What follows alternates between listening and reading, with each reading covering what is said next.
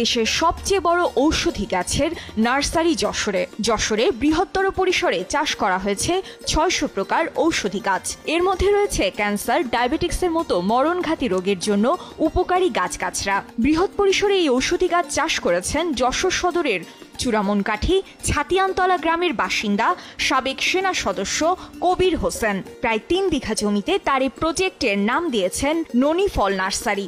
আমি আমার এই ঔষধি নার্সারিতে ৬০০+ প্রজাতির ঔষধি গাছের চাষাবাদ করেছি।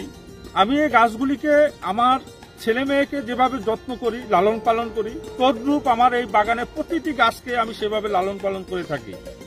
আমার এখানে এমন কোনো ঔষধি গাছ নেই যেটা আপনি পাবেন না।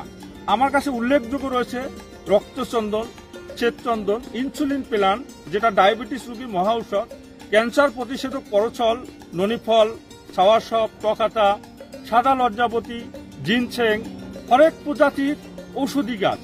কবির হোসেন বাংলাদেশ সেনাবাহিনী থেকে অবসরের পর ২০০৬ সালে আফ্রিকা থেকে ৫টি ননি ফল, ১টি করসল, ২টি জিনসাং এবং ৪টি ইনসুলিন গাছ সংগ্রহ করে গ্রামের বাড়ি গোপালগঞ্জের নারকেল বাড়িতে রোপণ করেন। এরপর ভালো ফলন পেয়ে ২০১৮ সালে করসল, ননি ফল, ইনসুলিন সহ নানা প্রজাতির ১০০০ ঔষধি গাছ নিয়ে যশোরের ছাতিয়ানতলায় নার্সারি শুরু করেন। তিনি এই নার্সারির শুরু থেকে এ পর্যন্ত বিভিন্ন ঔষধ কোম্পানি সহ বিভিন্ন জেলার বৃক্ষপ্রেমীদের কাছে আনুমানিক ১ কোটি ঔষধি গাছের চারা সরবরাহ করেছেন।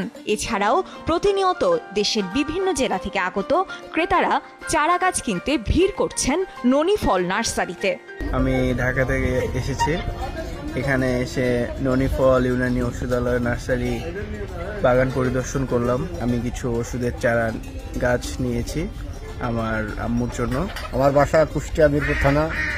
আমি ক্যান্সারে আক্রান্ত আমার ভাইরা ভাই, আমি তার জন্য ওষুধ গাছ নিতে আইছি, ফসল, ফল ও তোষক পাতা নিতে আইছি। আমি কিছু ওষুধি গাছ নেওয়ার জন্য আসছি এখানে। তো আমি নার্সারি দেখে আমি কয়টা গাছ নিয়েছি আর কি।